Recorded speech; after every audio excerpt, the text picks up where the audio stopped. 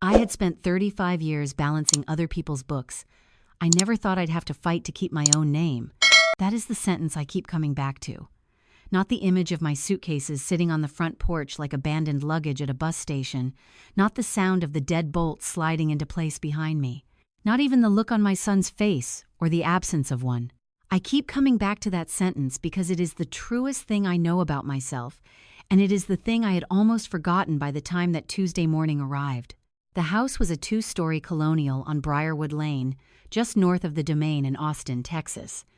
4 bedrooms, a backyard with a live oak that dropped its leaves in February instead of November the way live oaks do in this part of the state, and a kitchen with east-facing windows that caught the morning light in a way that had made me believe, when I first walked through it, that I could be happy here.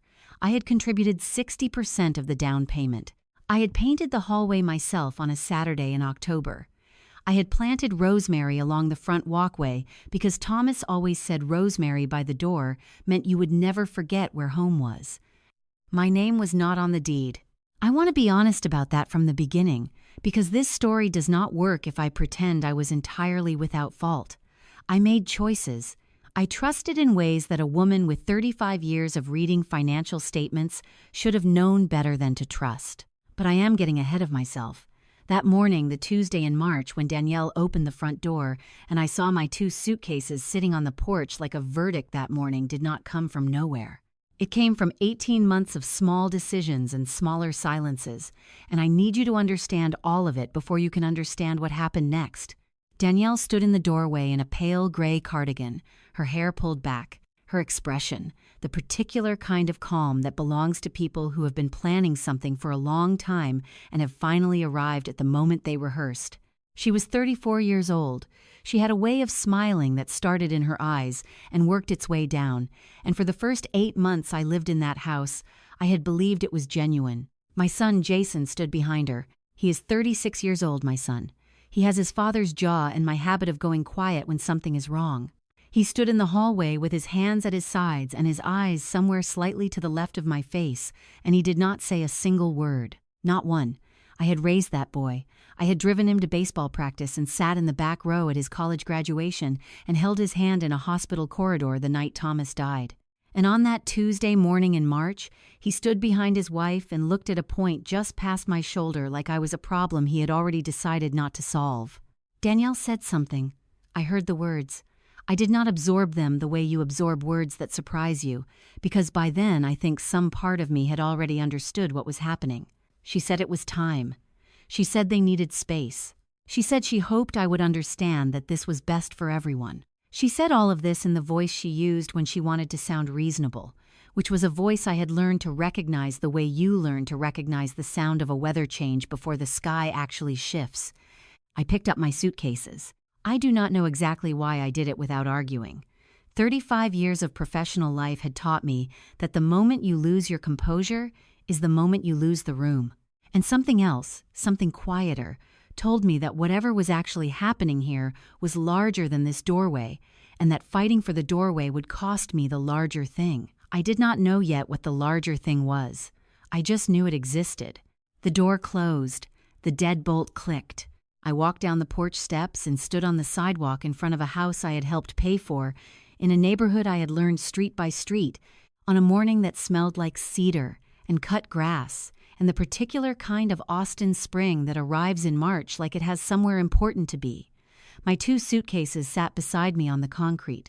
I looked at the rosemary along the front walkway, still green, still exactly where I had planted it, and I sat down on the curb the way a person sits when their legs have simply decided they are finished standing. The street was quiet.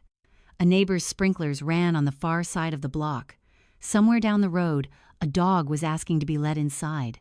I sat there and thought about Thomas. Not about the money, not yet. Not about what I was going to do or where I was going to go. Just Thomas. The way he used to drink his coffee standing at the kitchen counter because he said sitting down to coffee was a luxury you had to earn by noon. The way he called me Maggie girl when he thought I was being too hard on myself. The way he had looked at me in a hospital room 4 years ago and said, with the absolute certainty of a man who had never once told me something he didn't mean, that everything was going to be all right. I believed him then. I was trying to believe him now. What Danielle never knew was that somewhere across the city, something Thomas had quietly believed in for years was about to change everything. But I am getting ahead of myself. To understand what happened on that Tuesday morning and everything that came after it, you need to know who I was before any of this began. You need to know about the 35 years, and about Thomas, and about the particular kind of woman that combination produces. Because that woman is the reason this story ends the way it does. And it does not end on a curb on Briarwood Lane. Before that morning on the driveway, there was a life worth knowing about. 35 years of it. I started at Harwell & Associates in the spring of 1989, 2 weeks after finishing my accounting degree at the University of Texas. The office was on Congress Avenue, 4 blocks from the Capitol, in a building that smelled like old coffee and carpet cleaner, and the particular ambition of people who believed that Austin was about to become something. They were right, as it turned out. But in 1989, the city was still finding itself, and so was I. My first supervisor was a woman named Carol Briggs, who wore her reading glasses on a beaded chain around her neck and had a habit of tapping her pen against the edge of her desk when she was thinking. She told me on my first day that numbers did not lie, but people did, and that my job was to understand the difference between the story a set of books told and the story the person behind them wanted you to believe. I wrote that down in a yellow legal pad and kept it in my desk drawer for 11 years. That was the thing about accounting that most people outside the profession never understood. It was not about arithmetic. A calculator could do arithmetic. What I spent 35 years learning to do with increasing precision was read. I read balance sheets the way other people read faces. I looked for the hesitations, the small inconsistencies, the places where a number had been positioned just carefully enough that you almost didn't notice it was doing work it wasn't supposed to be doing. In 35 years, I caught 17 significant discrepancies across 9 different client accounts. Not one of them announced itself. They all arrived quietly, dressed as something routine. By the time I made senior partner at what had by then become Harwell, Briggs & Cole, I had a reputation in Austin's financial community for 2 things: patience and precision. My colleagues used to joke that I could find a rounding error in a hurricane. I took that as a compliment. Precision was not a personality quirk for me. It was a discipline I had practiced the way musicians practice scales, not because any single scale was interesting, but because 10,000 scales produced the kind of hands that could play anything. Thomas came into my life in 1991. He was not a financial man. He was a structural engineer who had grown up in Amarillo, moved to Austin for graduate school, and stayed because, as he put it, he had made the mistake of eating breakfast tacos from One in a Million on a Sunday morning and decided the city had earned his loyalty. He was tall, unhurried, and possessed of the particular confidence that belongs to people who have spent years understanding how things are built and therefore do not worry excessively about whether they will hold. He had dark eyes and a way of listening that made you feel like whatever you were saying was the most considered thing he had heard all day. We met at a fundraiser for the Austin Parks Foundation. He was standing near the back with a glass of iced tea, watching the room rather than working it, which was the first thing I noticed. I had learned, in 2 years of attending professional events, that the people watching the room were usually more interesting than the ones performing for it. He asked me what I did. I told him I read numbers for a living. He said he read buildings the same way, looking for the places where the structure was doing more work than it should, or less work than it appeared. We talked for 2 hours. I canceled my plans for the following Saturday to have dinner with him instead. 6 months later, he moved into my apartment on West 6th. 3 years after that, we got married in a small ceremony at Barton Springs with 20 people and a cake from a bakery on South Congress that Thomas had been visiting every Saturday morning since 1988. I want to be precise about Thomas Callaway because he is the reason everything in this story exists, the good parts and the complicated ones. He was not a flashy man. He did not buy expensive things or talk loudly about money or make the kind of gestures that were designed to be noticed. What he did, instead, was pay attention. He watched things grow slowly and trusted that patience was its own form of intelligence. He had a phrase he returned to often, especially in the years when Austin's economy was lurching and everyone around us seemed to be making dramatic decisions in every direction. The best investments, he would say, are the ones nobody talks about. He said it about buildings he admired, about relationships he respected, about the small decisions in a life that compound over time into something you couldn't have predicted from any single moment. He said it calmly, without drama, the way he said most things that mattered to him. And for 29 years of marriage, I smiled when he said it, and agreed, and moved on to the next conversation. Jason arrived in 1995, 4 years into our marriage, and became immediately and without negotiation the organizing principle of Thomas's days off. By the time Jason was 6, he could identify load-bearing walls. By the time he was 10, he was following Thomas through job sites on Saturday mornings, wearing a small, hard hat that Thomas had special ordered from a safety supply company in Dallas. In our family photographs from those years, Jason is almost always slightly blurred, always in motion, always trying to keep up with a father who moved through the world with the easy certainty of someone who understood exactly how things were put together. I watched them from a careful distance, the way I watched most things I loved, taking notes in my own way, building a record. Thomas used to say the best investments are the ones nobody talks about. I should have paid more attention to that sentence. I would spend the next 18 months learning exactly what he meant. Thomas didn't leave dramatically. He left the way he lived quietly, carefully, and with more intention than anyone realized. The diagnosis came on a Wednesday in October, 4 years before that Tuesday morning on Briarwood Lane.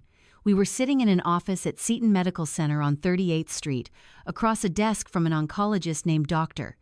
Reeves, who had the kind of measured voice that tells you, before the words arrive, that the words are going to be difficult. Pancreatic cancer, stage 3, with indicators that suggested it had already begun moving in directions that made the staging almost academic. Thomas listened to the full explanation without interrupting. He asked 2 questions, both of them practical, both of them about timelines. Then he thanked the doctor, stood up, and held the door open for me on the way out. In the parking garage, he put his arm around my shoulders and said, "Well, I suppose we have some things to figure out." That was Thomas. Even then, the 8 months that followed were not what I had imagined the end of a marriage would look like, in the way you imagine terrible things from a safe distance and get them entirely wrong. There were hard days when the medication left him exhausted, and the exhaustion left him unlike himself in ways that frightened me more than the diagnosis had. But there were also ordinary days. Surprisingly, many of them mornings with coffee on the back porch, evenings watching whatever baseball game was on, Sunday afternoons when Jason drove down from Dallas and the 3 of us sat around the kitchen table and talked about nothing in particular for hours at a time. Thomas had always been a man who understood load and structure, who knew intuitively how much weight a thing could bear before it needed support. He applied that same understanding to those 8 months. He did not collapse under the weight of what was coming. He redistributed it, spread it across the ordinary hours, the small routines, the unremarkable Tuesday evenings that turned out to be the ones I remember most clearly now. But there was something else in those months, something I only understood fully much later. He was organizing. Not in an obvious way, not the way people sometimes organize when they know time is short, pulling out old photographs and writing long letters and making dramatic gestures of conclusion. Thomas organized the way he did everything else, methodically and without announcement. He spent several evenings in his study with the doors slightly open, going through files and notebooks and the stacks of professional materials he had accumulated over 30 years of structural work. I would walk past and see him at his desk, writing in that cramped, precise hand of his, and I would think he was simply putting his professional affairs in order, which seemed like exactly the kind of thing Thomas would do. Once, in January, about 2 months before he died, he came into the kitchen while I was washing dishes and stood in the doorway with a look on his face that I had learned, over 29 years, to recognize as the prelude to something considered. "Maggie girl," he said, "there's something I need to tell you about." I turned off the water, I dried my hands on the dish towel and turned around and gave him my full attention, the way he had always given me his. He opened his mouth. And then Jason's headlights swept across the kitchen window. Jason had driven down from Dallas without telling us, which he had been doing more frequently in those months, arriving unannounced with groceries or takeout or simply himself, which was the best thing he ever brought. Thomas heard the car in the driveway and his expression shifted, not erasing what had been there, but folding it away, the way you fold something carefully when you intend to return to it. "Never mind," he said. "We'll talk about it later." We did not talk about it later. He died on a Thursday morning in March. At home, in the bedroom we had shared for 26 years, with Jason on one side and me on the other, and the early light coming through the curtains in the pale, unhurried way that March light does in Austin when the season is just beginning to turn, he was 61 years old. He had spent his last coherent evening telling Jason a story about a bridge project in San Marcos that he had worked on in 1997, a story I had heard at least a dozen times, and I had sat in the corner chair and listened to every word of it as though I had never heard it before, because I understood that was what the moment required. The 2 years that followed were the quietest of my life. I stayed in our house on Ridgewood Drive, the one we had bought together in 2003, the one with the study where Thomas had spent those January evenings organizing things I did not yet understand. I learned what it meant to cook for one person and sleep on one side of a bed and make decisions that had no one to run them past. I learned that grief was not one continuous thing, but a series of ambushes, the coffee cup you reached for that wasn't there, the sports score you wanted to share with someone who was no longer available to receive it. Jason called every Sunday. He drove down once a month. He was gentle with me in the way that children are gentle with parents they are frightened for, and I tried to make it easy for him by being all right more often than I actually was. Thomas's study remained largely as he had left it. His engineering references on the upper shelf, his field notebooks in the second drawer of his desk, the small framed photograph of the San Marcos Bridge on the wall above the window. I dusted the room every 2 weeks and otherwise left it alone. There was one notebook on the shelf that was slightly different from the others, a dark green cover, newer than the rest, without a project label on the spine. I noticed it the first time I cleaned after he died, and I noticed it every time after that, and I did not open it. I don't know exactly why I didn't open it. Perhaps because opening it felt like the last step of something I wasn't ready to finish. Perhaps because Thomas had always kept his professional notes as his own, and I had always respected that boundary without needing it explained. Or perhaps, in some way I couldn't have articulated at the time, I already knew that whatever was inside it was meant for a specific moment, and that moment had not yet arrived. He never told me about the investment, but he left enough breadcrumbs for someone who knew how to look. At the time, I didn't know I was looking. 2 years after we buried Thomas, Jason called me with an idea. He said it would be good for both of us. He was half right. It was a Sunday evening in late September, the kind of Austin evening that arrives as an apology for the summer, the air finally thin enough to breathe without effort, the sky doing something complicated and orange over the hills to the west. I was sitting on the back porch of the house on Ridgewood Drive with a glass of iced tea. I had stopped tasting about 20 minutes earlier, doing what I had been doing most evenings for 2 years, which was existing in a space that still felt shaped by someone who was no longer in it. Jason called at 7:38. I know the time because I had developed, in the 2 years since Thomas died, a habit of noting small details with the precision of someone who had learned, the hard way, that the unremarkable moments were often the ones that mattered most in retrospect. He said he had been thinking. Jason thinking was not unusual. What was unusual was the particular careful quality his voice had that evening, the same quality it had carried when he was 12 years old and wanted to ask for something he wasn't sure he was allowed to want. I recognized it immediately and waited. He and his girlfriend Danielle, whom I had heard mentioned a handful of times but never met, had been looking at houses.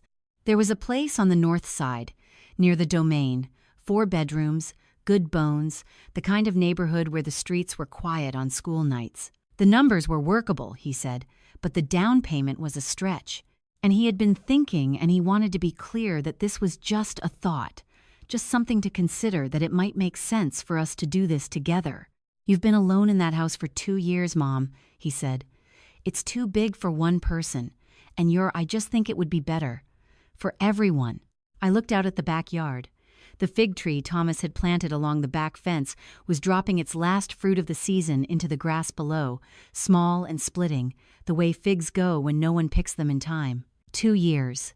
I had spent 2 years learning how to be a person inside a house that had been built for 2 people, and I had not entirely succeeded. Tell me more about the house, I said. 3 weeks later, I drove to the Domain area on a Saturday morning to meet Jason and Danielle at a coffee shop on Rock Rose Avenue before we went to see the property together. I arrived 7 minutes early, which was how I arrived everywhere, and sat facing the door. Danielle walked in ahead of Jason. She was 32 years old, with dark hair pulled back and the particular ease of someone who understood instinctively how to occupy a room without appearing to try. She smiled when she saw me, a full smile, the kind that takes up the whole face, and crossed the room with her hand already extended. "Mrs. Calloway," she said, "I have been so looking forward to this." She had warm hands and direct eye contact, and a way of leaning slightly forward when she listened that made you feel as though what you were saying was genuinely the most interesting thing she had heard that week. Over coffee, she asked me about my career knowledgeably, not generically, which told me she had done some preparation.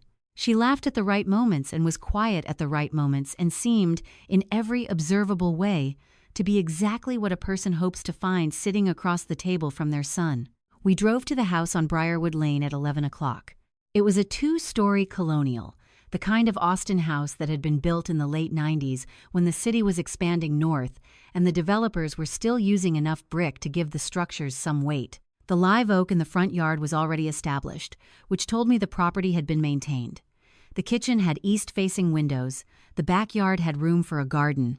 I was walking the ground floor, noting the crown molding in the entryway and the way the afternoon light moved through the front room, when Danielle came to stand beside me. She looked around slowly, the way a person looks when they are adding something up, rather than simply admiring it. Her eyes moved from the ceiling height to the original hardwood floors to the fireplace surround and back again. It was a thorough look, a measuring look. At the time, I filed it under appreciation. "What's the square footage?" she asked. I told her 2,200 pods. "And the lot?" I gave her that too. "This neighborhood, is it still zoned residential, or has there been any commercial encroachment?" That question was specific enough that it registered somewhere in the back of my mind, the place where I kept things that didn't quite fit yet. Then she turned to me and smiled. "This place has such great bones," she said. The words arrived and settled before I fully understood why they had landed the way they did. Thomas had said exactly those words, the same 4 words, in the same order, with the same particular warmth the first time he walked through the house on Ridgewood Drive. I remembered it with the clarity of a detail that had been stored without knowing it would ever be needed. He had been standing in the front room, looking up at the ceiling, and he had said it the way he said things that pleased him simply, without elaboration, as though the sentence explained itself. I looked at Danielle. She was already turning toward the staircase, pointing out something to Jason about the landing above, her voice easy and bright, and moving forward without pause. I stood very still in the middle of the front room for a moment longer than was necessary. Then I followed them upstairs. 6 weeks later, the house on Ridgewood Drive sold in 4 days. I contributed 60% of the down payment on Briarwood Lane. The deed was placed in Jason's name because it was his primary residence and because, as the real estate agent pointed out gently, there were financial and tax considerations that made it the straightforward choice, and because I trusted my son in the way that mothers trust sons they have raised and known for 36 years. I told myself it was a coincidence. I was good at telling myself things back then. The first week was pleasant. The second week was educational. By the third week, I understood exactly what kind of woman I was living with. Moving day was a Saturday in early November, one of those Austin mornings when the temperature finally drops enough to make physical work feel reasonable. Jason had rented a truck. 2 of his friends came to help with the lifting. I had packed my things over the previous 2 weekends, labeling each box by room and contents in my small block printing, stacking them along the garage wall in the order they would need to come off. Danielle arrived with 3 vehicles. Not 1, 3. The second carried furniture still in manufacturer's wrapping, a sectional sofa, a dining table with 6 chairs, floor lamps, and side tables I did not recognize from any previous visit to Jason's apartment. The third was a cargo van driven by a young woman I had never met, filled with boxes labeled not by room but by aesthetic category: warm tones living, gallery wall pieces, studio equipment. The ring light came last, in a padded carrying case the size of a small door, handled with the care people reserve for things that are both expensive and essential. I counted boxes from the front porch and stopped at 40. The first week was genuinely pleasant. Danielle cooked dinner twice, real food, the kind requiring actual preparation. She asked about my preferences before planning meals and kept the common areas tidy without being asked. In the evenings, she and Jason watched television in the living room and sometimes called me in to join them. I would sit in the armchair near the window and feel, with genuine surprise, that the arrangement might actually work. By the second week, the adjustments began. They arrived small, the way significant things often do. The gray throw blanket Thomas had bought at a craft market in Fredericksburg, soft from years of use, appeared one morning, refolded inside a new seagrass basket near the bookshelf. A candle in amber glass replaced the ceramic bowl where I kept my keys and mail. A framed print went up on the hallway wall, occupying the nail I had planned to use for a photograph of Thomas and Jason at the San Marcos Bridge project, a photograph that had been leaning against my bedroom wall since moving day, waiting for its place. I moved the photograph to the upstairs hallway and said nothing to anyone. In the third week, Danielle knocked on my home office door on a Tuesday evening. I had arranged the room as I always had, desk by the window, reference materials shelved in the order I used them, a good lamp, the organized quiet I needed to think clearly. She stood in the doorway wearing the expression she used when she had already decided the outcome and was simply performing the opening. "The light in this room in the mornings is extraordinary," she said. "Would you mind terribly if I used it a few mornings a week for filming? Just a couple of hours. I'll always leave it exactly as I found it." I looked at my desk. I looked at my shelves. I noted the word terribly, which was doing considerable work in that sentence. "Of course," I said. "That's fine." By the end of the following week, my reading chair had been pushed against the wall to create floor space. The ring light stood in the corner where my filing cabinet had been, its tripod legs spread wide. A curved white backdrop was mounted along one wall, with adhesive strips already leaving faint marks in the paint. My filing cabinet was in the closet. My reference materials had been pushed to the top shelf to accommodate a row of small props arranged with obvious intention: folded linen, amber bottles, a potted succulent angled toward the morning light. I moved my remaining work to the desk in my bedroom and told myself it was temporary. Around this time, Danielle began asking about my finances. Not directly, she was never direct about anything that mattered. Over dinner, she mentioned a financial advisor she could recommend, someone wonderful who had helped people in similar situations. Similar situations. She asked whether I had consolidated my retirement account since Thomas passed, because her cousin had encountered such difficulty managing multiple institutions after a loss. She asked once, almost in passing, whether I had thought about the proceeds from the house sale now that I was settled. Each question arrived dressed as concern. Each one reached for a specific number. I answered carefully and gave nothing precise. 35 years of professional habit, operating exactly as intended. The moment I remember most clearly from those weeks happened on a Thursday morning. I came upstairs and passed the door of my former office, slightly open. I stopped. Danielle was inside, not filming, not setting up. She was standing at the shelves where Thomas's green notebook still sat untouched on the second shelf, exactly where I had placed it when I moved in, looking at each item with the steady, cataloging attention of someone conducting an inventory. She heard me and turned. Her expression composed itself in under a second. "Just trying to figure out what I can consolidate to give you back some shelf space," she said pleasantly. "Leave those shelves as they are," I said. She smiled. Of course. She was rearranging more than furniture. I just didn't know the full extent of it yet. The changes after that were smaller. But I had spent 35 years auditing financial records. I knew that small discrepancies, left unaddressed, become catastrophic ones. The isolation did not arrive as a single event. It arrived the way most consequential things do, incrementally, dressed in reasonable explanations, each individual step too small to justify a confrontation. By the time you understood the pattern, you were already inside it. It started with Patricia. Patricia Odom had been my closest friend for 22 years. We had met at a continuing education seminar at UT in the early 2000s, disagreed thoroughly about an instructor's interpretation of asset depreciation, and discovered over coffee afterward that we agreed about almost everything else. She was a retired tax attorney, sharp and plain-spoken, with a laugh that filled whatever room she was in and a habit of saying directly what other people spent considerable energy implying. She lived 12 minutes away in the Allendale neighborhood and had, for 2 decades, been the person I called when I needed to think something through out loud. In the first 2 months on Briarwood Lane, Patricia called me 4 times. I know this because I have the records. What I did not know at the time was that 2 of those calls had come through to the house landline while I was out walking, and that the messages had not been passed along. I found out later, much later, when Patricia mentioned in passing that she had left a message with the young woman who answered, and I had never called back. I had never received a message. The young woman who answered was Danielle. Patricia, being Patricia, had eventually called my cell phone directly.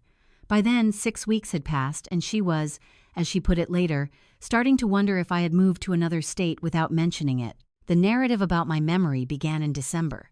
I became aware of it gradually, the way you become aware of a sound that has been present for some time before you consciously register it. Jason started asking me questions he had never asked before, whether I had remembered to take my medication, whether I had written down an appointment we had discussed, whether I was sleeping all right. His tone was careful in the way that a person's tone is careful when they have been told something that concerned them and are trying to confirm it without revealing their source. One evening I came downstairs and heard Danielle's voice from the kitchen, low and measured, the register she used for serious conversations.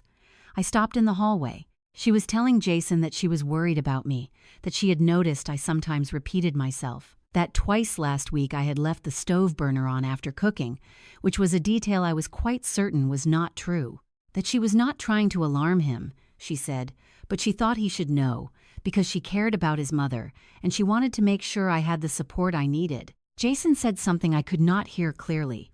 Danielle said, gently, that these things sometimes progressed faster than families expected, and that it was always better to pay attention early. I stood in the hallway for a long moment. Then I went back upstairs. I am not a person who reacts to information before I have verified it. 35 years of financial work had trained that impulse out of me thoroughly. What I did instead of reacting was what I had always done when a set of numbers began behaving in a way that didn't align with the underlying reality. I started keeping records. I went to the closet in my bedroom and retrieved a leather-bound accounting journal I had carried from job to job for 15 years, the kind with numbered pages and a ribbon placeholder, the kind that could not be edited after the fact. I sat down at the desk and opened it to the first page. I wrote the date at the top. I wrote the time beside it. And then I began writing down everything I could recall from the previous 8 weeks with the precision and sequence of a formal documentation process. The intercepted phone messages from Patricia, the dates, the approximate times, the content as Patricia had later described them to me, the questions about my kitchen equipment and my medication logged with their dates, the conversation I had just overheard from the hallway, written out as close to verbatim as I could reconstruct it, with a note indicating I had been a direct witness. I wrote for 40 minutes. When I finished, I had 4 pages of entries. It was not a diary. I want to be clear about that. I was not writing down my feelings or processing my experience. I was building a record, the way I had built records for 3.5 decades, factual, sequential, sourced. Each entry noted what had been said, by whom, in whose presence, and under what circumstances. Each entry was something that could, in theory, be corroborated. I did not yet know what I was building it for. I only knew that something in this house was operating according to a logic I had not been given, and that the appropriate response to an unreadable set of books was not to close them, but to document every transaction until the pattern declared itself. Patricia came for lunch the following Thursday. I had called her myself, on my cell phone, without mentioning it to anyone in the house. We sat in a corner booth at a diner on Burnett Road, and I told her about the messages, watching her expression shift from mild confusion to something considerably less mild as the details accumulated. Danielle answered and didn't tell you I called, Patricia said. Twice, I said. Patricia set down her coffee cup with a particular deliberateness. Maggie, I know, I said. You're documenting this. I started last week. She looked at me for a moment with the expression of someone who has known a person long enough to understand what they are capable of and is feeling in equal measure relieved and concerned. Good, she said finally. Don't stop. I drove home that afternoon and came inside to find the house quiet. I went upstairs, sat at my desk, and added the lunch with Patricia to the record. Date, time, location, content of conversation, observations. Then my phone buzzed on the desk beside me. An incoming call. A number I did not recognize, a local Austin area code, but not a contact in my phone. I reached for it, but the call ended before my hand arrived. 12 seconds. I looked at the number for a moment, then added it to the journal entry at the bottom of the page. Unknown caller. Local number. Call duration 12 seconds. Unanswered. I wrote down the date, the time, and exactly what she said. Then I wrote down the missed call. I didn't know it yet, but that number would call back. 3 months after I started keeping records, Danielle finally said out loud what she had been building toward all along. It happened on a Friday evening in February, the kind of evening that arrives at the end of a week that has already asked too much, the sky going dark early, the house warm in a way that should have felt comfortable but didn't. Jason had come home from work later than usual. Danielle had made dinner, which she set on the table with the particular efficiency of someone who had other things on her mind and was moving through the meal as a preliminary rather than a destination. We ate without much conversation. Jason talked briefly about a project at work, a commercial build in Round Rock that was running behind schedule. Danielle listened with half her attention and said the right things at the right intervals. I ate and observed, the way I always did, and noted that she had not looked at me directly since I sat down. She waited until Jason had cleared his plate. Then, she set her fork down, folded her hands on the table, and turned to me with the expression I had come to recognize as her working face, the one she wore when she had prepared for a conversation in advance and was now delivering it according to plan. "Margaret," she said, "I've been wanting to talk to you about something." It was the first time she had called me Margaret. For 7 months she had called me Mom, which I had accepted as the conventional gesture it was, understanding that the warmth in it was performed rather than felt. Before that, at the coffee shop on Rock Rose and at the house on Briarwood Lane during our first walkthrough, she had called me Mrs. Calloway with the careful respect of someone making an impression. But she had never called me Margaret. Nobody called me Margaret except people I had worked with in a formal professional capacity, and even then only in writing. The name landed like a door being closed. I set down my own fork and gave her my full attention. She said that she and Jason had been reviewing their finances and that they had some concerns they wanted to address together as a family. She said the word family with the same ease she used for all the words that were doing more work than they appeared to be doing. She said that running a household was expensive, that costs had increased significantly over the past year, and that she felt it was important for everyone under the roof to be contributing in proportion to what they were using. In proportion, she said. She liked that phrase. It sounded reasonable. It was designed to. "I contribute to the grocery budget every month," I said. Danielle nodded as though I had confirmed something she had expected. "Yes, and we appreciate that. But there's the mortgage, the utilities, the maintenance costs. You have a full bedroom and a private bath. When you add it up, the contribution doesn't quite match the footprint." The footprint. I looked at Jason. He was looking at the table in front of him with the focused attention of a man examining a very interesting grain pattern in the wood. His jaw was set in the way it set when he had decided, before a conversation began, that he was not going to participate in it. "I contributed 60% of the down payment on this house," I said. My voice was even. I had spent 35 years keeping my voice even in rooms where other people were not managing the same. "Of course," Danielle said, "and that was incredibly generous." She paused just long enough to let the word generous do its work. Generous meaning voluntary. Generous meaning a gift. Generous meaning a thing given without expectation of return. But the ongoing costs are what we're talking about now. "Jason," I said. He looked up. For a moment I saw something move across his face. Not quite guilt, not quite apology, something more complicated than either of those. Then he looked back down. "She's just talking about the monthly expenses, Mom," he said quietly. Mom. He still called me Mom. I noted the difference without commenting on it. Danielle continued as though the exchange had not happened. She said she had put together some rough numbers, if I wanted to look at them. She said she thought a monthly contribution toward the shared costs would make things feel more equitable for everyone. She used the word equitable, the way people use words they have chosen carefully in advance, with a slight emphasis, as though the concept itself was self-evidently reasonable and only an unreasonable person would question it. I looked at her. I thought about 35 years of sitting across tables from people who had arranged their numbers to tell a specific story and believed that the arrangement was invisible.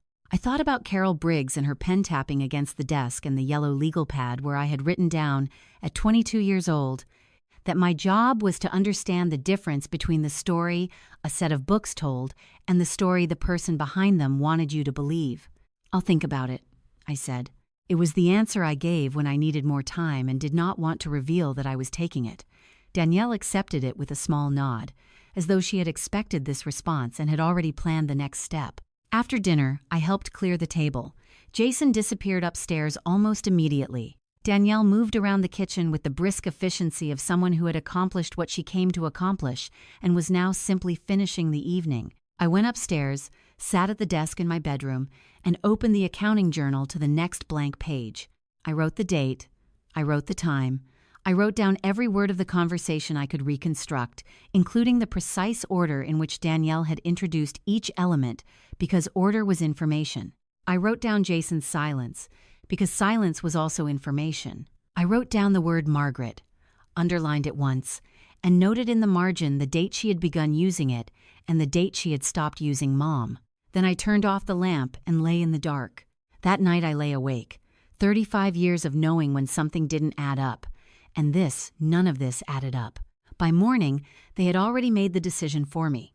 I know this because of the sequence. The suitcases were packed before I came downstairs, which meant the packing had happened the night before, after I went to bed, while the house was quiet and I believed the evening had simply ended. They had waited for me to be asleep.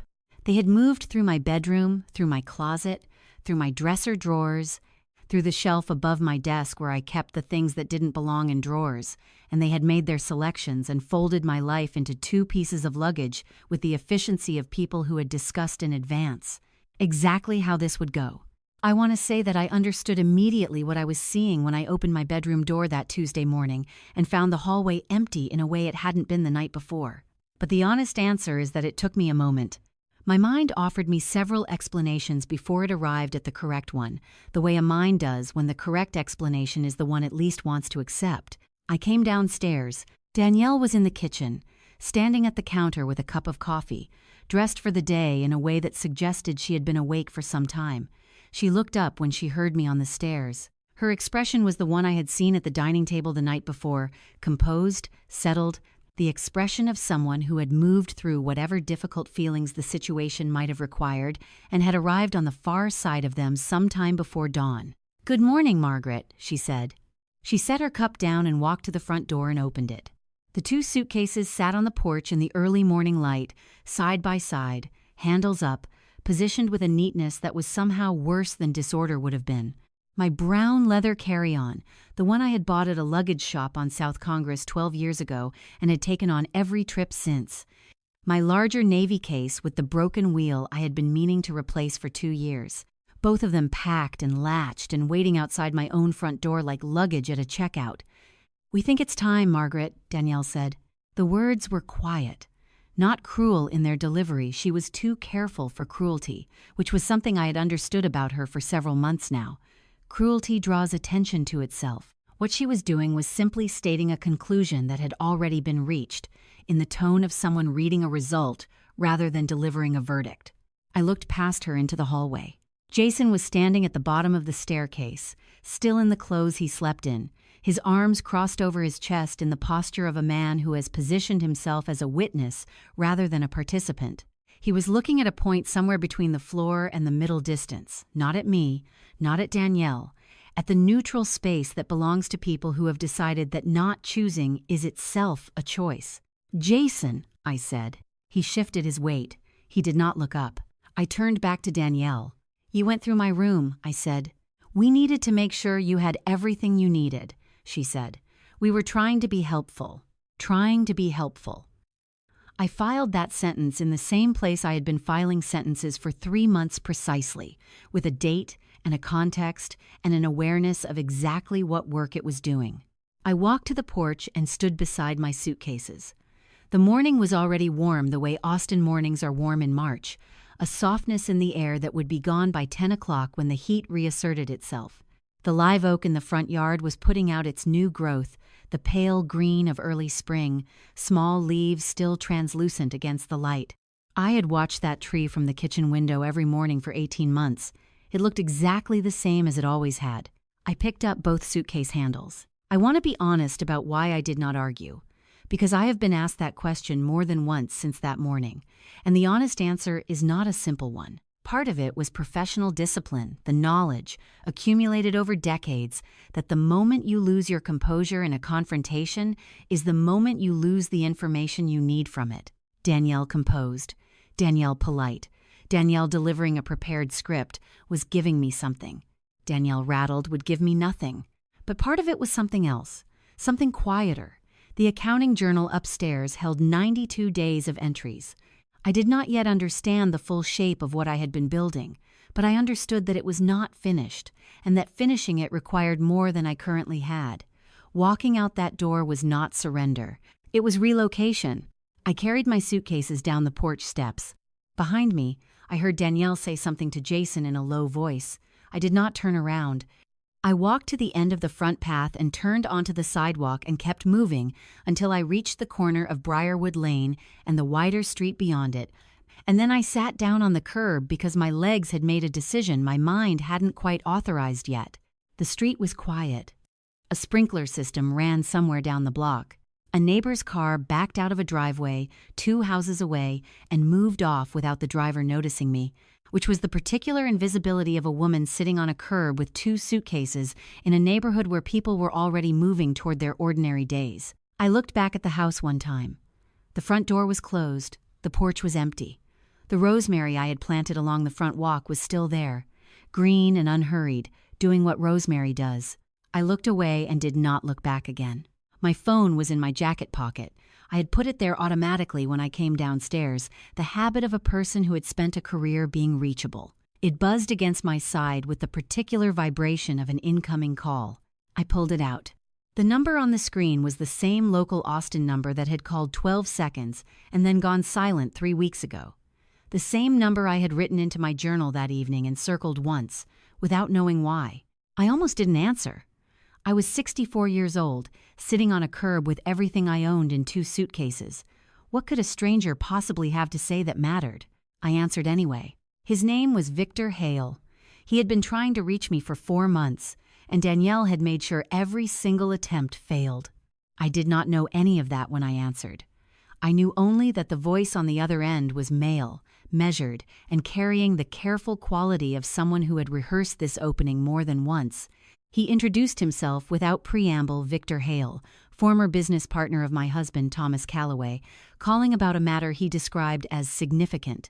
I did not respond to the word significant. 35 years of professional work had taught me that when someone opens with an assurance of importance, the correct response is, I told him I was listening.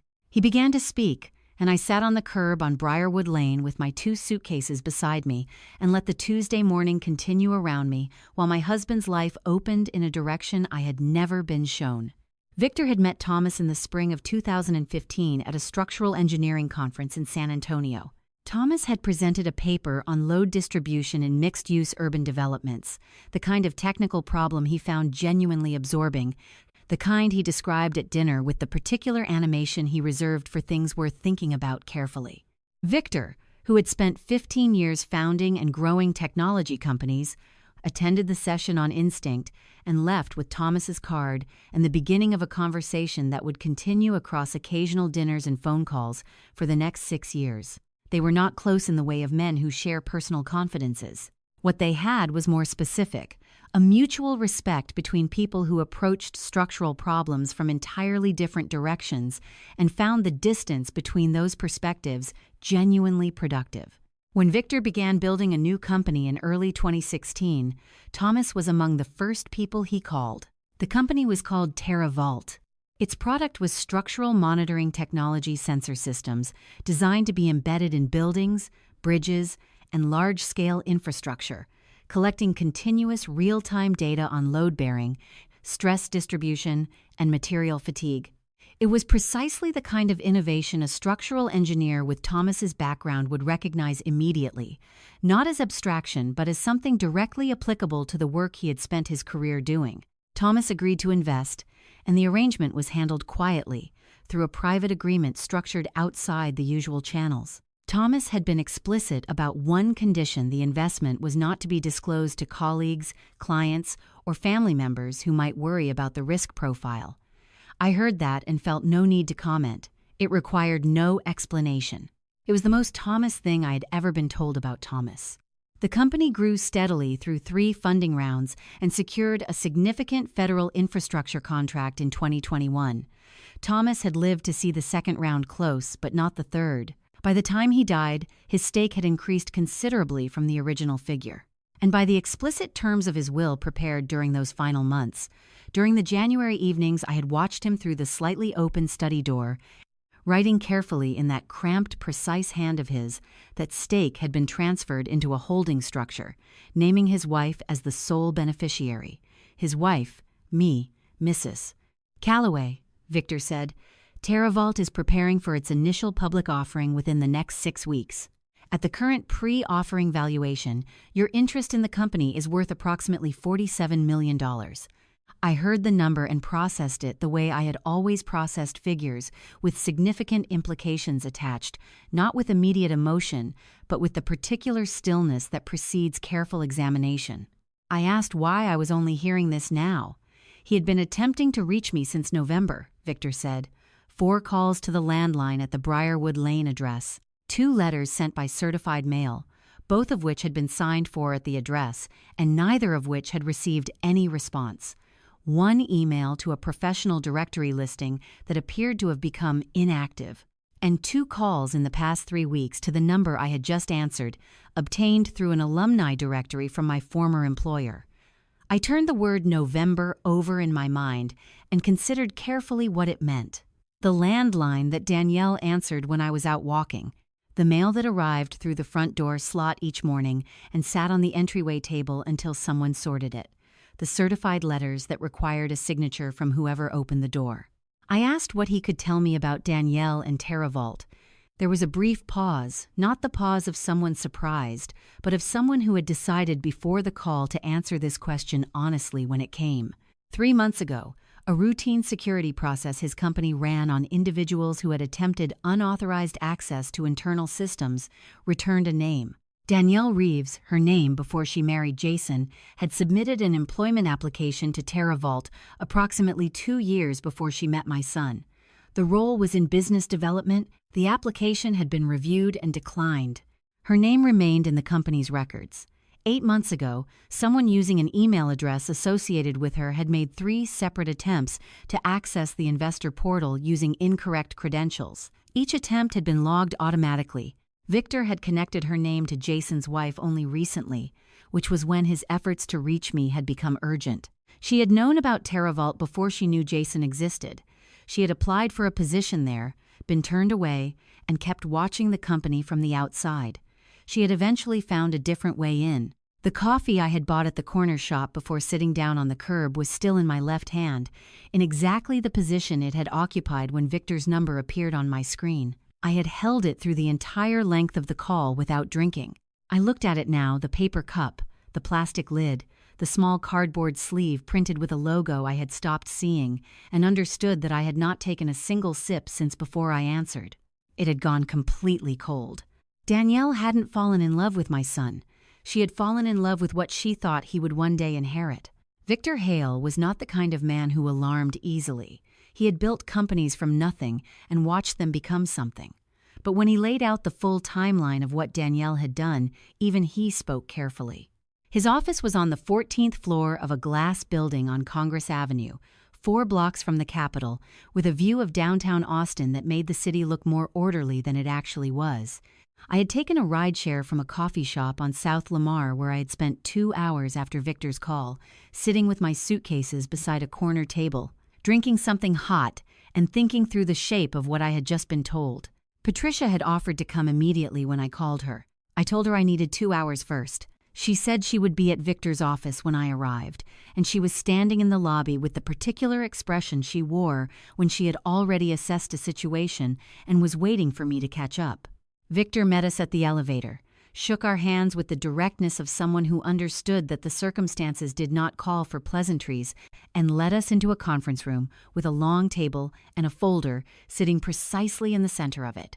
He began with the timeline, Not from the moment Danielle submitted her application to TerraVault, I already knew that part, but from what his team had reconstructed in the 3 months since they had first connected her name to Jason's wife. He had a document prepared, a single printed page organized in chronological order, and he walked through it without editorializing, the way a person presents findings they want to be understood as factual rather than interpretive. 2 years before she met Jason, Danielle had begun researching TerraVault with a consistency that went beyond casual interest.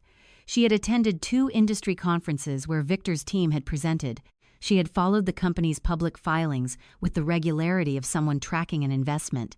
She had connected on professional networking platforms with 3 TerraVault employees, using a profile that emphasized her background in business development and partnership strategy. After the employment application was declined, she had not withdrawn her attention. She had redirected it. Over the following 18 months, according to Victor's reconstruction, she had identified Jason through a mutual professional connection, an architect who had worked on a TerraVault-adjacent infrastructure project and knew Jason from a separate engagement. The introduction had been arranged through that mutual contact at a small gathering in the Mueller neighborhood in the spring of 2 years ago. Victor's team had confirmed the connection through social media records and a conversation with the mutual contact, who had remembered the introduction but had no reason at the time to find it significant. Neither had Jason. Neither had I. When he mentioned meeting someone new that spring, in the same casual way he mentioned most things he wasn't yet certain about. They were engaged 14 months after that introduction, married 6 months later. And within 3 months of the wedding, according to the records Victor's legal team had obtained, Danielle had retained a private attorney in Houston who specialized in estate and trust law. The attorney's firm had submitted a formal records request to TerraVault's legal department, seeking information about the company's shareholder structure and the specific terms under which private investment stakes could be transferred between parties. The request had been handled through standard channels and had not, at the time, triggered any particular concern. Shareholder inquiries were not unusual in the period preceding a major funding event. It was only in retrospect, Victor said, that the timing and the specificity of the inquiry looked like what it actually was: preparation. Victor paused at that point in the presentation.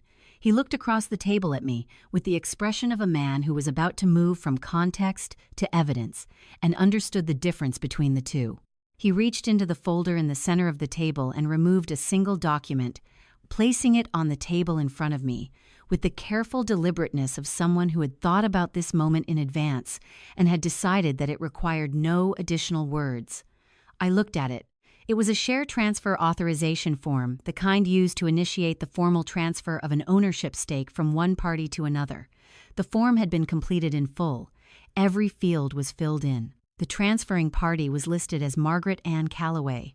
The receiving structure was a holding entity I did not recognize, registered in Delaware, with a forwarding address at a law firm I had never heard of. The date on the form was 3 weeks prior, a Tuesday, a day I had spent entirely inside the house on Briarwood Lane. Patricia leaned forward slightly in her chair beside me. I did not move. I looked at the signature line at the bottom of the form, at the signature written there in the careful, slightly right-leaning hand that appeared on my tax returns and my property records and the closing documents for the house on Ridgewood Drive, and I understood, with the complete and unambiguous clarity of someone who had just been shown something that could not be explained away, exactly what I was looking at. Victor said nothing. Patricia said nothing. The conference room was very quiet. Outside the window, 14 floors below, Congress Avenue continued doing what Congress Avenue did on a Tuesday morning in Austin, moving, indifferent, entirely unaware that in a room above it, a woman was looking at her own signature on a document she had never seen before. I had never signed that document. I had never seen that document, but someone had signed it, and they had signed it with my name. A forged signature is not just a crime. It is a statement that someone has decided your name, your identity, your entire existence is theirs to use. I thought about that on the drive from Victor's building to the office of Eleanor Marsh, which was 12 blocks south on Congress Avenue, in a quieter part of downtown where the buildings were older and the lobby directories still listed tenants in brass plate lettering rather than digital screens. Eleanor had been Victor's recommendation, an attorney who specialized in financial fraud and identity-related litigation. With 20 years of experience in exactly the kind of case that had apparently been building around me for the better part of 2 years without my knowledge. Patricia drove while I sat in the passenger seat and looked out the window at the city I had lived in for most of my adult life, a city that looked entirely the same as it had that morning and had somehow become entirely different. I had 2 suitcases in the trunk of Patricia's car and $47 million attached to my name and a forged signature on a document I had never touched. I had started the day sitting on a curb. I was ending it in a different kind of accounting entirely. Eleanor Marsh was 53 years old, with close-cropped silver hair and the particular economy of movement that belongs to people who have spent decades in rooms where precision was not optional. She shook our hands at the door of her conference room, gestured to the chairs across from hers, and sat down without ceremony. Victor had called ahead. The folder on the table in front of her was already open. She had been reading before we arrived, and she had the expression of someone who had read enough to form a preliminary conclusion, and was now ready to confirm it with the people who could provide the remaining details. I gave her everything: the accounting journal, the timeline Victor had prepared, the transfer authorization form with the signature that was not mine. She read without interrupting. When she finished, she set her pen down and looked at me directly. "I've sent the transfer document to a forensic document examiner I work with regularly," she said. "Based on my preliminary review, and based on your account of your whereabouts on the date in question, I am confident the examination will confirm what you already know." The examination, she explained, would compare the signature on the transfer form against authenticated samples of my actual signature drawn from official records, the closing documents on the Ridgewood Drive property, my most recent tax filings, my professional licensing renewals. A forensic comparison of that kind, conducted by a qualified examiner, produced findings that were admissible and difficult to dispute. She expected the results within 48 hours. In the meantime, she had already taken one significant step on my behalf, a step she had taken the previous afternoon when Victor first contacted her with the details of the case. TerraVault's legal department had been notified. The share transfer authorization had been flagged as potentially fraudulent, and the associated transaction had been formally frozen, pending the outcome of the document examination. The freeze had gone into effect 48 hours ago, which meant it had been in place before I sat down on the curb that morning, before I answered Victor's call, before I understood that any of this existed.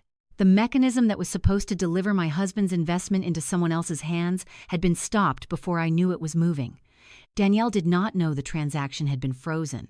She had received no notification because the freeze had been implemented under the fraud investigation protocols that did not require disclosure to the party whose filing had triggered the review. As far as she was aware, the transfer was proceeding on schedule. The IPO, Eleanor confirmed, remained on track. TerraVault's board had made a deliberate decision to proceed with the offering as planned, for reasons that would become clearer to me in the days ahead. What mattered now was the specific legal reality that the frozen transaction had created. The share transfer authorization, the document bearing the signature that was not mine, was the only mechanism through which ownership of Thomas's stake could be moved from my name to another party. Without a valid, authenticated transfer document executed by the actual Margaret Ann Calloway, the stake remained exactly where Thomas's will had placed it, in my name, under my control, inaccessible to anyone acting without my explicit, verified authorization. Eleanor let that settle for a moment before she continued.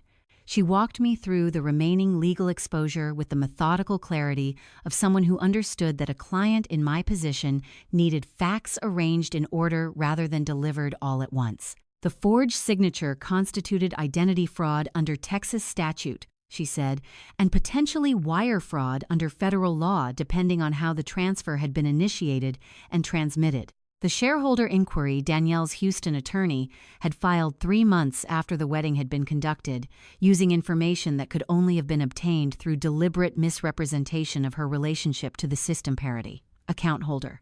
Each of these was a separate exposure. Together they formed a pattern of conduct that was, Eleanor said without inflection, considerably more serious than any individual element suggested on its own. She closed the folder and looked at me across the table with the direct, unhurried attention of someone delivering the most important sentence of a long conversation. "Mrs. Calloway," she said, "without your authenticated signature, Danielle controls nothing. The question is what you want to do with that." Patricia was very still beside me. Outside Eleanor's window, the afternoon light was moving across the older buildings on Congress Avenue in the long, angled way of late afternoon in March, the shadows stretching east across the sidewalks below. I had been awake since before sunrise. I had been thrown out of my own house, learned that my husband had left me a fortune I didn't know existed, and discovered that someone had attempted to take it by writing my name on a piece of paper. I sat with all of that for exactly the length of time it required. For the first time since Thomas died, I felt something I hadn't expected to feel sitting in a lawyer's office. Not grief, not anger, strategy. The first person I called was Patricia. Not because I needed comfort, I had moved past comfort. I needed someone who had known me long enough to trust what I was about to do. She had been in the car with me for the drive from Eleanor's office, which meant she had already heard most of it. But there is a difference between hearing something in the compressed, focused atmosphere of a legal consultation and sitting with it afterward in a space that belongs to ordinary life. A kitchen, a familiar chair, the particular light of a place where you have had 100 previous conversations that asked less of you. Patricia's house was in the Cherrywood neighborhood on the east side of Austin, a craftsman bungalow she had owned for 18 years, with a front porch that collected the afternoon shade and a kitchen that smelled permanently of the dark roast coffee she ordered in 5-pound bags from a small operation in New Mexico. It was, in every sense, the right place for what needed to happen next. She poured 2 cups without asking and set them on the table between us.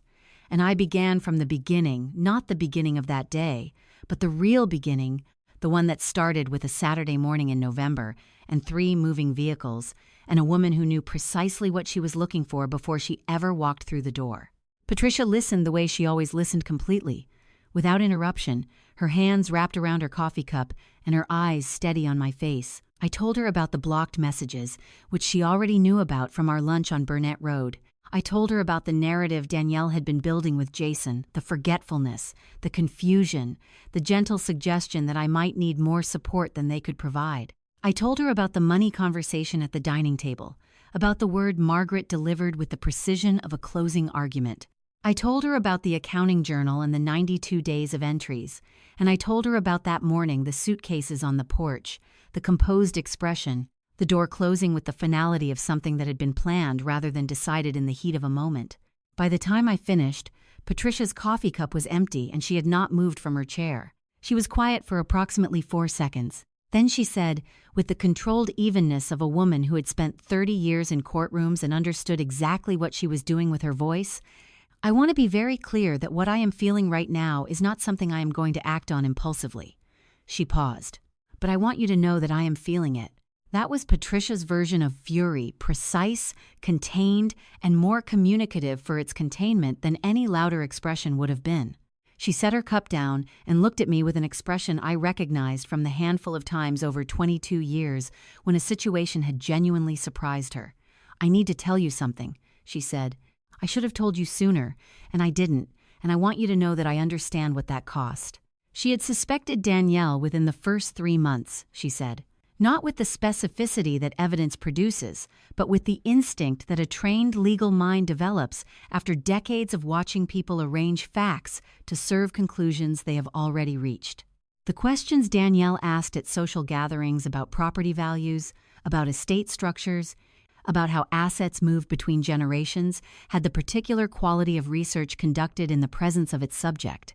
The way she managed Jason's attention and availability had the architecture of something deliberate. Patricia had said nothing because she had nothing that rose above the level of professional intuition, and she had understood, knowing me as she did, that I would require more than intuition before I would be willing to accept what it was pointing toward. She had been waiting, she said, for something she could put in front of me that would hold its shape under examination. I reached into my bag and placed the accounting journal on the table between us. It was the leather-bound journal I had retrieved from my bedroom closet the evening I overheard Danielle in the kitchen, the one with the numbered pages and the ribbon placeholder that made editing after the fact impossible. I had carried it out of the house that morning in my jacket pocket, a habit so automatic I had not consciously decided to do it, the same instinct that had made me keep it on my person rather than in a drawer for the past 3 months. I pushed it across the table without opening it. Patricia looked at it for a moment, then picked it up and opened it to the first page. She read the date, the time, the first entry. She turned the page and read the second. She continued through the journal with the focused attention of someone who had spent a career reading documents that told stories their authors had not intended to tell, and the room was very quiet except for the sound of pages turning and, somewhere outside, a mockingbird making its repetitive case to the cherrywood afternoon. She read for 11 minutes. I know because I watched the clock on Patricia's kitchen wall, the simple round one with the black numerals that had hung in the same position for as long as I had been visiting this house. When she finished, she closed the journal carefully and set it on the table in front of her with both hands, the way you set down something that has turned out to be heavier than it looked. She raised her eyes to mine. The fury was still there, but something else had joined it, something that looked, in Patricia's characteristically understated way, very close to awe. "Maggie," she said, "you've been building a case this whole time without even knowing it. Thomas always said the numbers tell the story." He was right. 8 months of numbers. And they were telling quite a story. 11 days of silence. Then his name appeared on my screen. I had been staying at Patricia's house since the morning I left Briarwood Lane, sleeping in the guest room at the back of the bungalow that looked out over her garden and the alley beyond it. 11 days is not a long time by most measures. By the measure of a woman who had raised a child and lived beside him for 36 years, 11 days of no contact carried a specific weight that was difficult to describe to someone who had not experienced the particular silence of a child who is present in the world but absent from yours. I had not called him. I had decided, after a conversation with Eleanor and another with Patricia, that reaching out first would complicate what was being built and potentially foreclose possibilities that required Jason to arrive at his own conclusions through his own process.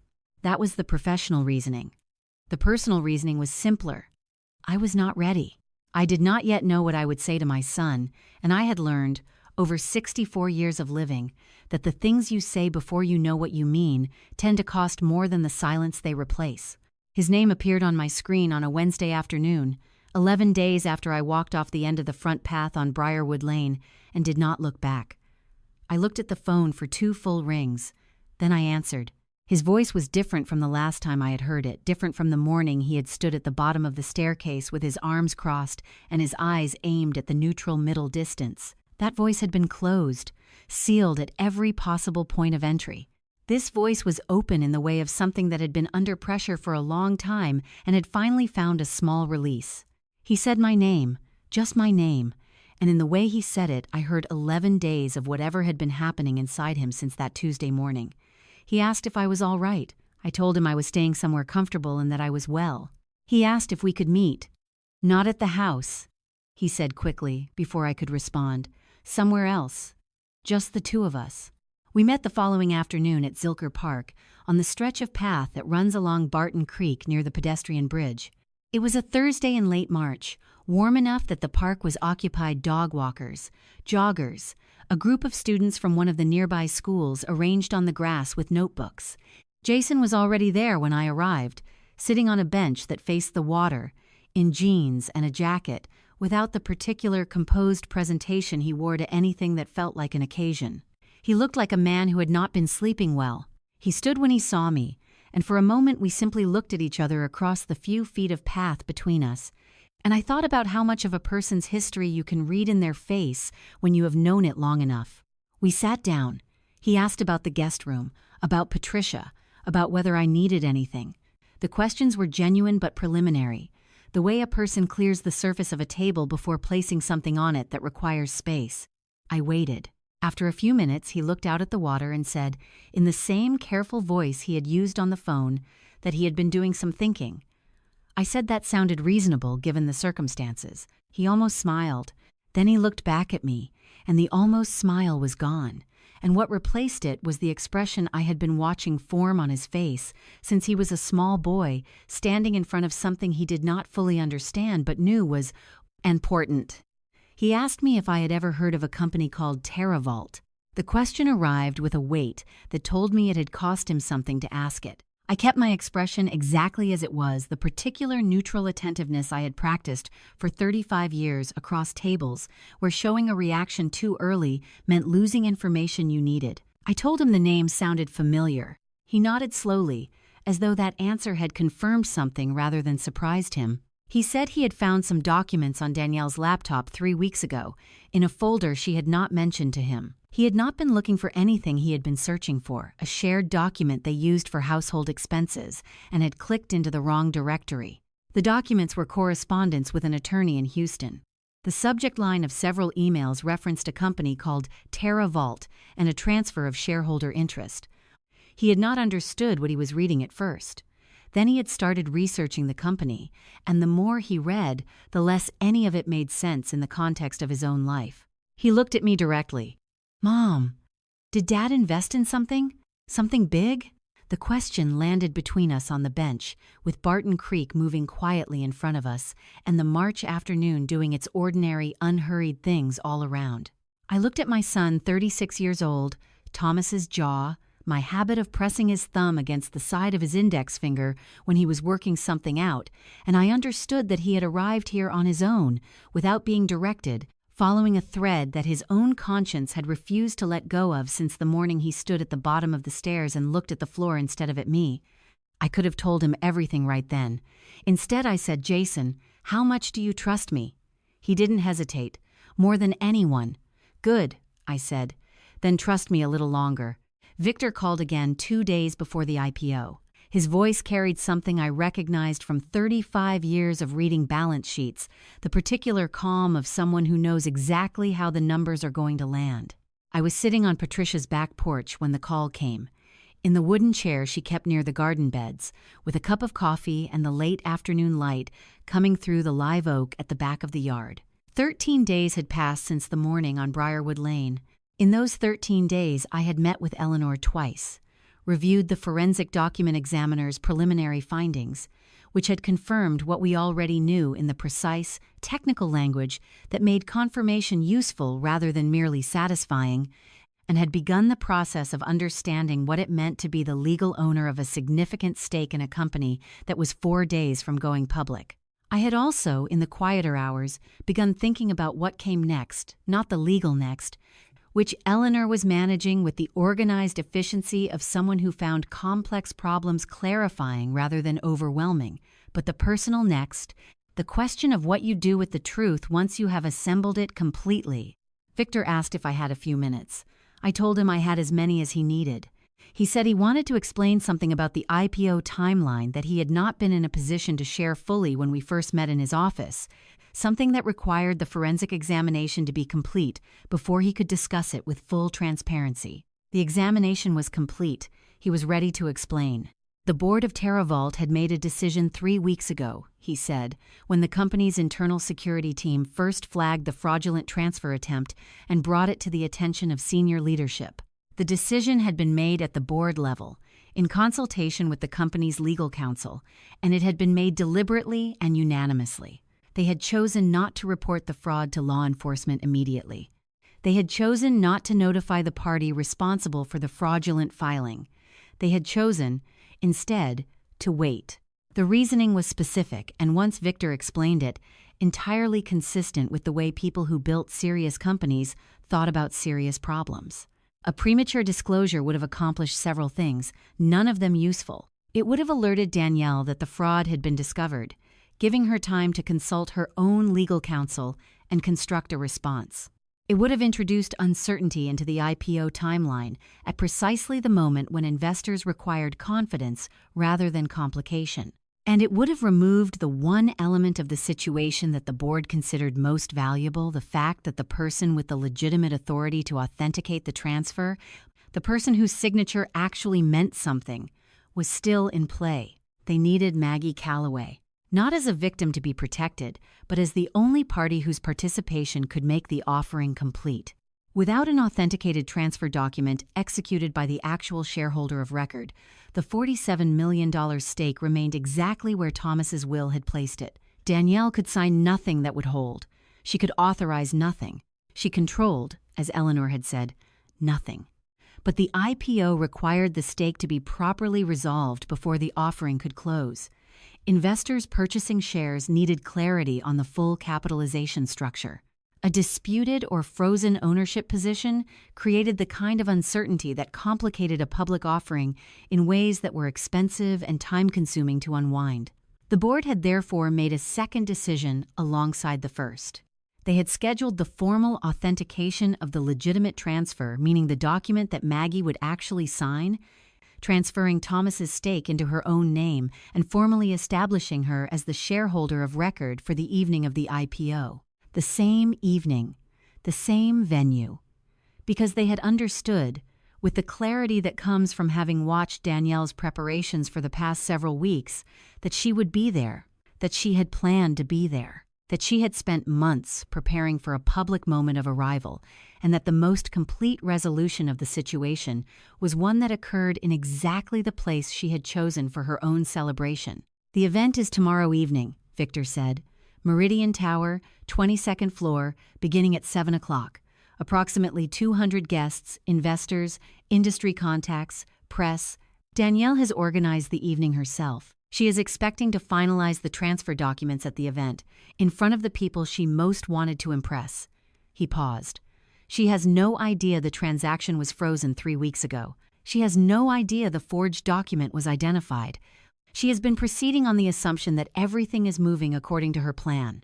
I looked out at Patricia's garden, at the rosemary growing along the back fence, not the rosemary I had planted on Briarwood Lane, but the same plant, the same gray-green leaves, the same smell that Thomas had said meant you would never forget where home was.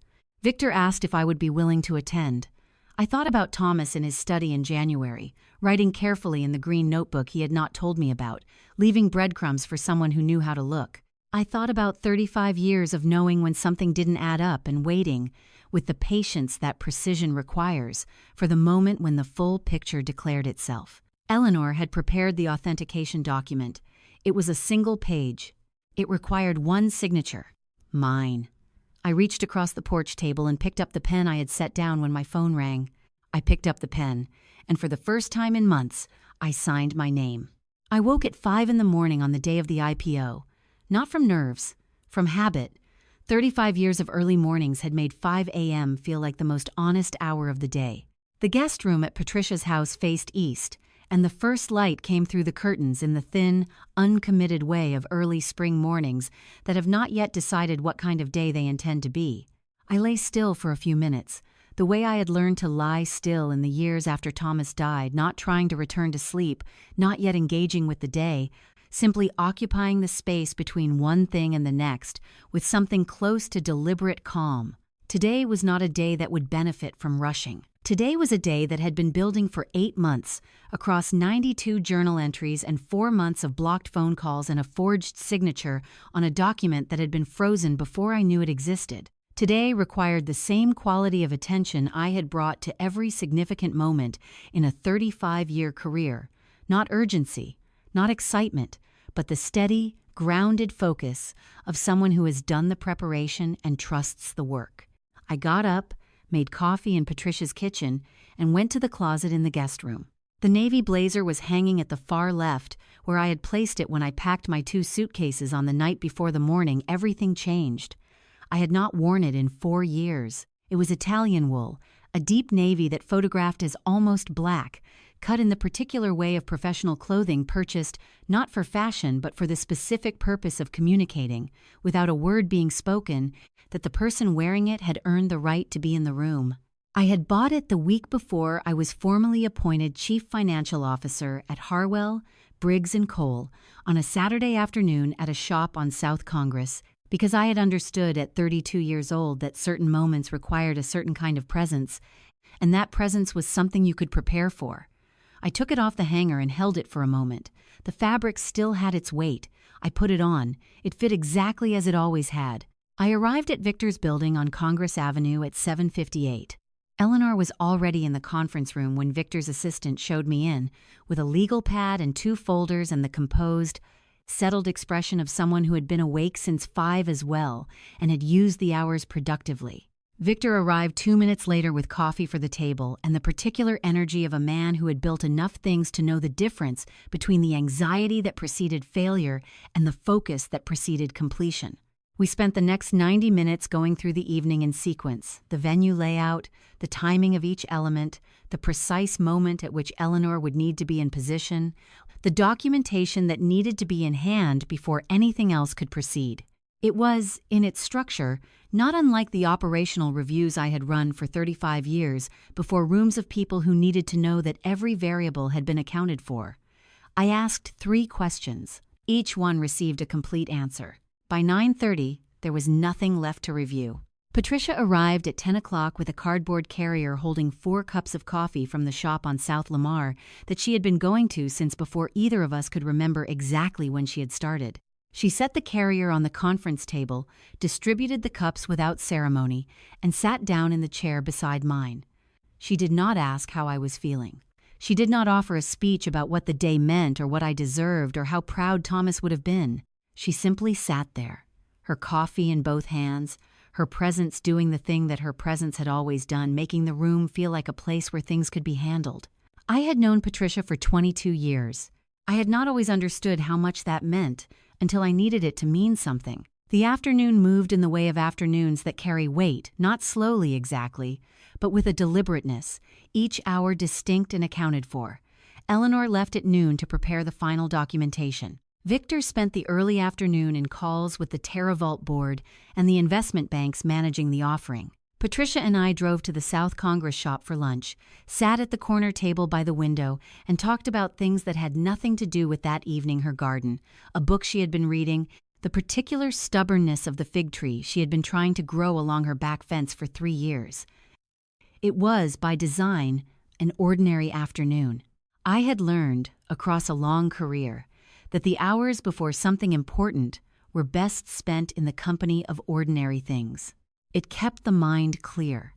It kept the hands steady. We returned to Victor's building at 4:30. By 5 o'clock, the 4 of us were together again in the conference room, going through the final checklist with the economy of people who had already done the thorough version and were now confirming rather than planning. At 6 o'clock, Victor stood, straightened his jacket, and looked around the table at each of us in turn. Nobody said anything dramatic. There was nothing dramatic left to say. I picked up my bag from the chair beside me and walked to the door of the conference room. On the table behind me, the leather-bound journal sat where I had placed it that morning, 92 entries, every date and time and word, the record of 8 months of small cuts and careful observation. I looked at it once, the way you look at something that has served its purpose and knows it. My phone showed 1 new message. I read it twice.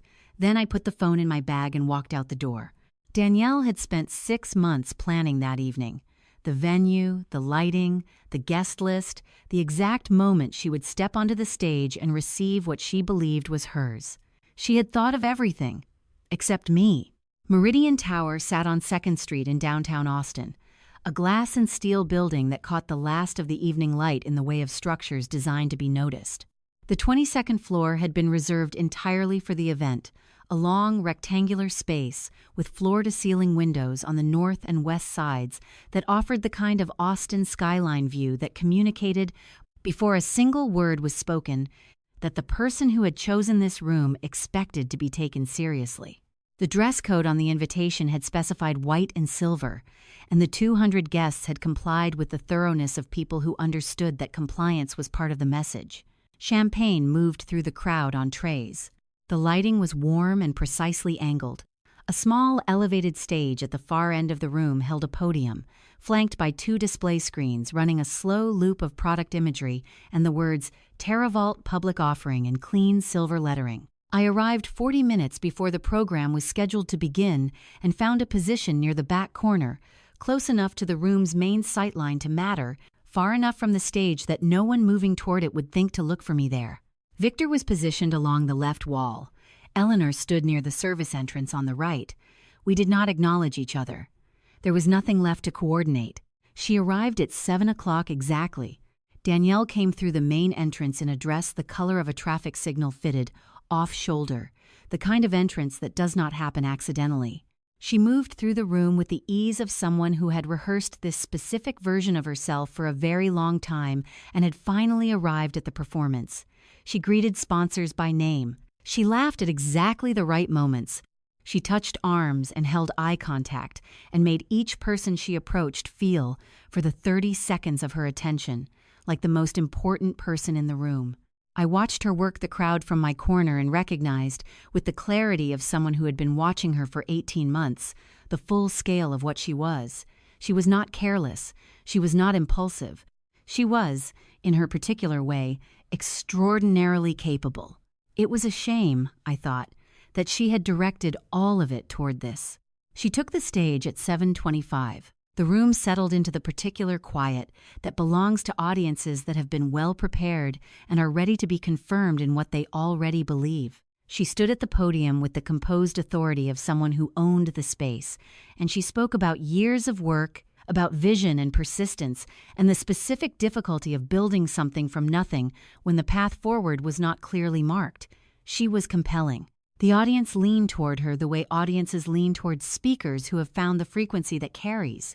I stood in my corner with my hands at my sides and listened to every word, and I noted, with the professional detachment of someone who had spent a career distinguishing between the story a set of books told and the story behind it, that everything she said was technically true and entirely misleading.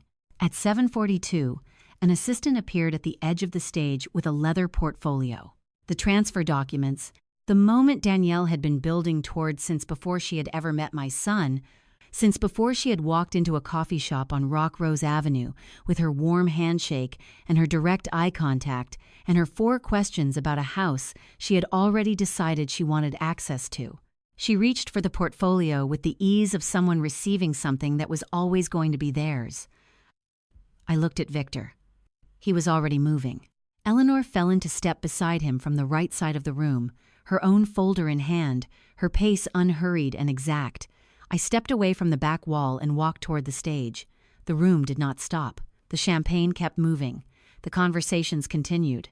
And then, in the way that rooms register a shift before they understand it, something changed, a ripple of attention moving from the back toward the front, heads turning, conversations pausing, the particular reorientation of 200 people noticing that something was happening that was not on the program. Danielle saw Victor first. Her expression did not break immediately. She was too controlled for that, too practiced. But something shifted behind her eyes, a fractional adjustment, the look of a person who has encountered a variable they did not account for and is running calculations at speed. Then she saw Eleanor. Then she saw me. I watched the moment the performance left her face. Not replaced by fear, not yet. Replaced by something more fundamental. The expression of a person who has just understood that the room they are standing in is not the room they thought they were standing in. Victor spoke briefly and clearly to the assembled guests, his voice carrying the calm authority of a man explaining something that did not require embellishment. Eleanor placed the relevant documentation on the podium. The room was completely still. Danielle turned toward the audience. She was looking for something, scanning the faces with the rapid attention of someone searching for an anchor. I understood what she was looking for. There was a sound from the back of the room, a single set of footsteps, deliberate and unhurried, moving up the center aisle between the assembled guests. Jason walked to the front of the room without looking at Danielle, without looking at the stage, his eyes on mine the entire way. He stopped beside me. He did not touch my arm or say my name. He simply stood there, in the way that a person stands when they have made a decision they intend to keep. Danielle looked at her husband. He looked at his mother. She looked around the room at the investors, the press contacts, the industry people in the first 3 rows who had come here prepared to celebrate and found, in every direction she turned, the same absence. Nobody moved toward her. Nobody spoke on her behalf. The room held its collective breath with the quality of 200 people understanding something completely and simultaneously. She had built that stage for herself. But the woman standing on it, in the end, was me. 6 months later, the legal process had run its course, and the Austin morning light came through the kitchen window the way it always had, the way it had when Thomas was alive, and the world felt manageable. I stood at the counter of my new house on Clover Hill Road, holding a cup of coffee I had made in a machine I had picked out myself, in a kitchen that had no one else's name on it. The live oak in the backyard was losing the last of its winter leaves, slow and unhurried, the way things let go when they are ready. The legal process had been exactly what Eleanor said it would be: thorough, deliberate, and ultimately clear. A forgery case does not move quickly in Texas, but it moves. Danielle was formally charged with document fraud and identity misrepresentation under Texas Penal Code. The forensic examination, the communication records, the blocked certified letters, the investor portal access attempts, all of it became a documented pattern that no defense attorney could dismiss as coincidence. Eleanor told me the district attorney's office had seen cases like this before, but rarely with paperwork this complete. 8 months of handwritten entries, dates, times, exact words, missed calls. I had not known I was building a case, but 35 years of auditing had made record-keeping feel as natural as breathing. The numbers, as always, told the story. Jason filed for divorce 3 weeks after the IPO. He told me it was not a decision made in anger, but in clarity. He had spent months believing a version of events that was carefully constructed to make him doubt everyone who loved him. When the full picture surfaced at Meridian Tower, he did not argue, he did not plead. He simply asked me to give him time. I gave him all of it he needed. Some reckonings are quiet. His was one of them. By April, he had moved into a rental near Barton Creek, and he called me every Sunday morning, the way he used to call his father. TerraVault completed its IPO 2 days after the event at Meridian Tower. My authenticated signature, the one I signed in Victor's office, in the presence of Eleanor and 2 witnesses, cleared the shareholder transfer process. The stake Thomas had quietly held for years, the investment he had never talked about over breakfast or mentioned on a Tuesday evening or framed on any wall, resolved to its rightful owner. Victor called the morning the market opened. The line was brief. He said Thomas would have watched the ticker in silence and then gone back to his coffee. I told him that sounded exactly right. I established the Thomas Callaway Memorial Scholarship through the University of Texas School of Engineering. It was not a grand ceremony. A paperwork submission, a bank transfer, a letter to the department chair. Patricia helped me draft the language. We sat at her kitchen table on a Wednesday afternoon with cups of tea going cold while we chose the right words. The scholarship would support students who were the first in their families to pursue a degree in structural engineering. Thomas had been one of those students. He never talked about that, either. It seemed fitting that something bearing his name would speak for him in his absence. The house on Clover Hill Road was a single-story craftsman with a wide front porch and a backyard that needed attention. The live oak had been there longer than the house itself, old enough to have seen several families come and go. I chose it because of that tree. On a Sunday in October, Jason sat at my kitchen table with a cup of coffee and looked out the back window for a long moment. He said, quietly, that his father would have loved this place. I told him his father had picked it, that I had just finally listened. Jason did not ask me to explain that. He looked at the tree, then back at his cup, and nodded once.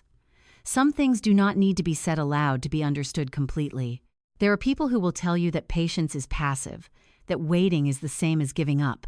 I spent 18 months learning that is not true.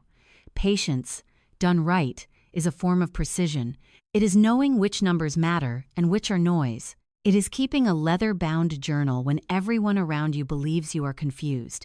It is answering a phone on a curb when you have every reason to let it ring. Thomas invested in something quietly, without needing recognition, without a single announcement. He believed in it for years, and he never said a word. I understand that now in a way I could not have understood before all of this. The best investments really are the ones nobody talks about, until the moment they change everything.